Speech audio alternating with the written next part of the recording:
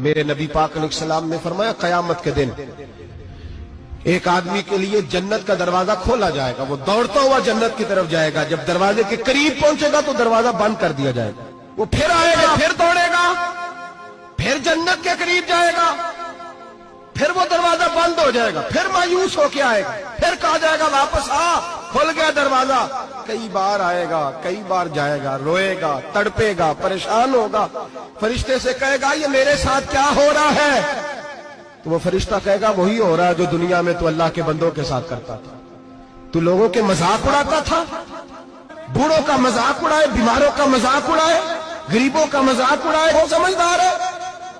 میرے نبی کریم علیہ السلام نے فرمایا رب کریم کے فرشتے کہیں گے تو بندوں کے ساتھ ایسا کرتا تھا، آج تیرے ساتھ ایسا ہوگا۔ میرے بھائیوں بہت زیادہ نہیں کرتے لوگ آج مذاق؟ بڑا ظلم نہیں کرتے؟ تکلیف نہیں دیتے؟ لوگ لوگوں کو دکھ میں دیکھ کے مذاق اڑاتے